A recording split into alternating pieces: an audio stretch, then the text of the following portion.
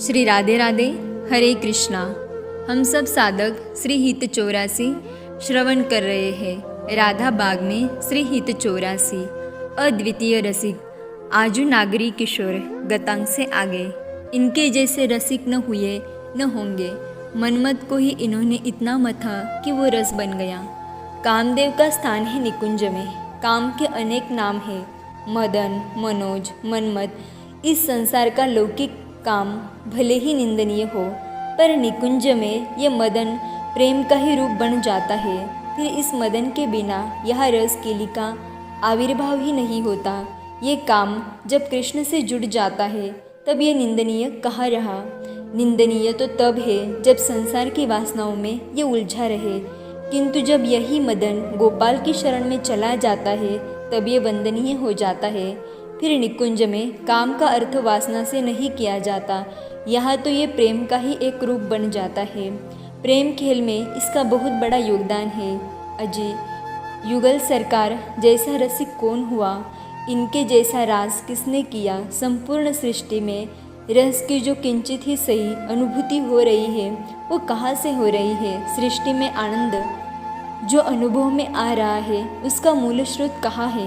प्रेम की भावना से जीव जब भावित होता है और उसे जो तृप्ति मिलती है वो प्रेम कहाँ से प्रकट हो रहा है। अरे भाई, कहीं तो इनका समुद्र होगा जहाँ से ये हमें मिल रहा है। हाँ है ना, श्री वृंदावन। बोलो श्री वृंदावन। आया ना रस, यहाँ प्रेम का समुद्र है। यही लहराता है ये सिंधु, यही युगल क्रीड़ा करते हैं। यही रस रास का रूप लेकर सर्वत्र रस वितरण करता है। यह रसराज विराजमान है, अद्वितीय रसिक है।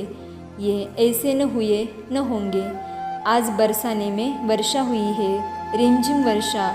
बूंदे लताओं के पल्लवों में मोती की भांति शोभा पा रही है। अवनी शीतल हुई है। मोर अपने पंखों को समेटे हुए है और कभी कभी बोल भी उठते हैं और कभी तो पंख फैलाकर वर्षा की बूंदों को झाड़ भी रहे हैं। पक्षी अपने चोंच में जल भरकर अपने घोंसले में जा रहे हैं। कोयल बोलती है कभी कभी तो वातावरण में और रस घुल जाता है।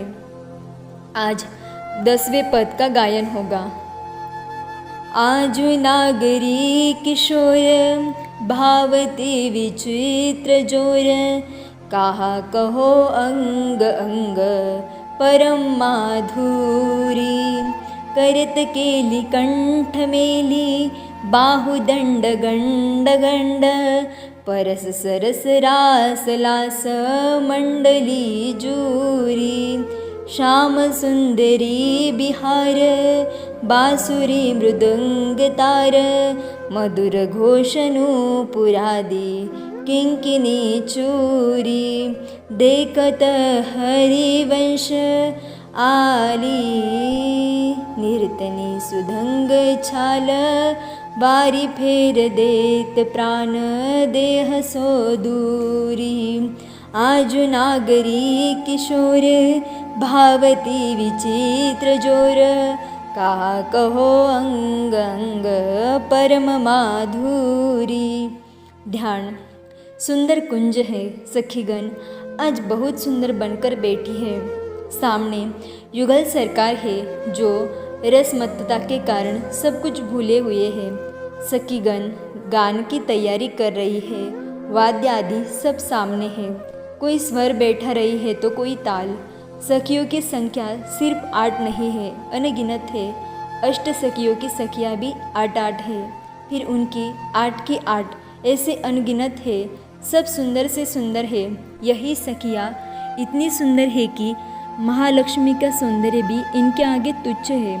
फिर श्री राधा रानी की तो बात ही छोड़ दीजिए। युगल सरकार के सामने एक जल का छोटा सा फुब्बार है, उससे और शोभा बन रही है। तभी सामने से एक सखी आई। ये हित सखी है और इसने आकर युगल सरकार के सामने एक खिला हुआ कमल रख दिया। ये कमल स्वर्ण के रंग का था, इसलिए युगल को ये कमल हित सखी ने भेंट किया था। श्याम सुंदर का ध्यान अब उस कमल पर ही टिक गया है। उसकी शोभा देख रहे हैं। स्वर्ण का कमल देखकर श्याम सुंदर को अपनी प्रिया श्री राधा रानी की याद आती है। तो वो तुरंत अपनी प्यारी को निहारने लगते हैं। प्रिया उनसे संकेत में पूछती है, क्या हुआ? तब श्याम सुंदर उस कमल को दिखाकर कहते हैं, बिल्कुल आपकी तरह है, बिल्कुल आपकी तरह है ये कमल भी। आपके अंग की जो शोभा है वैसी ही इस कमल की भी है। आपके अंग में जो सुगंध है वैसी ही इस कमल में भी है। ये सारी बातें इनकी संकेत में हो रही है, किंतु सखियाँ तो हृदय की बात जानती ही है, इसलिए इनकी चर्चा में सखियों को अति आनंद आ रहा है। तभी एक भ्रमर उड़ता हुआ आया और उस कमल में बैठ गया और कमल का मकरंद पान करने लगा। यह देखकर श्याम सुंदर अपनी प्रिया की ओर देखकर मुस्कुराए। बस इनका मुस्कुराना क्या हुआ, हित सखी ने उस कुंज को ही बदल दिया। वो कुंज अब मात्र कमल दल से सज्जित था। उस कुंज के 16 द्वार थे। उस द्वार की बनावट में केवल कमल का ही प्रयोग था। सामने सज्जा थी कमल दल की, उसी में विराजे थे युगल सरकार। सखियों ने वाद्य बजाने शुरू कर दिए, मृदुंग, बांसुरी, वीणा। तभी सखियों ने सुना कि मंद मंद ध्वनि नूपुर और करधनी की भी आ रही है। सामने देखा कि नागरी श्री राधा रानी नृत्य कर रही है। नृत्य अद्भुत है, अनुपम है, पूरा कुंज झूम रहा है। किंतु इतना ही नहीं, दूसरी ओर श्याम सुंदर भी नृत्य करते हुए इन्हीं के पास आ रहे हैं। ये झांकी तो कभी देखी नहीं गई थी। सखियाँ आनंद में डूबी हुई हैं और इनका शतगुना आनंद तब और बढ़ गया जब इन्होंने इस रहस्य को जाना कि दोनों अब बदल गए हैं। क्या? जी, श्याम सुंदरी हो गए हैं और नागरी किशोर हो गई है। सखियाँ गान करती हैं, आहा सखी देख तो, आज इन दोनों की जो जोड़ी है वो है तो बड़ी प्यारी, किंतु विचित्र है। इनके अंग की थिरकन देख, इनके अंग अंग में माधुर्य है, माधुर्य का रस इनके अंगों से टपक रहा है। पर इस सुंदर जोड़ी को तू विचित्र क्यों कह रही है? ललिता सखी ने हित सखी से पूछा। तू समझ, हित सखी हंसकर बोली, किंतु इन दोनों का नृत्य इतना उन्मादपूर्ण और उन्मुक्त था कि ललिता सखी भी समझ नहीं पाई। तो हित सखी ने कहा, नागरी हमारी श्री राधा रानी किशोर बनी है और श्याम सुंदर सुंदरी का वेश धारण कर उन्मुक्त नृत्य कर रहे हैं। ये सुनते ही सब आनंदित हो तालियां बजाने लगे, क्योंकि सब पहचान गई थी। पूरा कुंज प्रेम के उन्माद से भर गया था। सखी देख, दोनों एक दूसरे के कंठ में बाहु डालकर, कभी बाहु से बाहु, कपोल से कपोल मिलाकर कैसे रास विलास की अनुपम सृष्टि कर रहे हैं। हित सखी कहती है, ये प्रेम की ऊंचाई का दर्शन आज ही हुआ है। रास में संगीत की अपनी भूमिका होती है, पर सखी यहाँ तो संगीत भी इन्हीं का चल रहा है। नूपुर की ध्वनि, आहा, करध्वनि की ध्वनि और कंकन की ध्वनि, हमारे मृदंग, बांसुरी, वीणा, ये ठीक है, पर इन युगल का संगीत तो सृष्टि में महारस को प्रवाहित कर रहा है। पर तभी नृत्य पूरी गति से चल पड़ा था। युगल मत्त हो गए रस के कारण। नाना प्रकार से नृत्य कर रहे हैं ये दोनों, कभी तेज गति तो कभी मंद गति।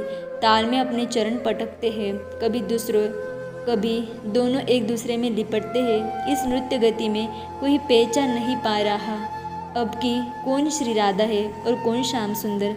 दोनों ही अब नाचते नाचते एक हो रहे हैं। आहा, एक रास लास्य की विचित्र झांकी देख हित सखी कहती है, सखियों, इन युगलवर में सब कुछ न्योछावर करो, अपना ये देह और प्राण दोनों ही, क्योंकि ऐसी विचित्र जोड़ी और ऐसा विचित्र नृत्य आज तक देखा नहीं था। सच है सके, ये दोनों अद्वितीय रसिक है, ऐसे रसिक न हुए न होंगे। इतना ही कहा हित सखी ने और सब मौन हो गई। सब मिट जाएगा, किंतु ये रस का विहार कभी भी नहीं मिटेगा। आजु नागरी किशोर भावती विचित्र जोर। आगे की चर्चा हम कल श्रवण करेंगे। तब तक के लिए राधे राधे, हरे कृष्णा।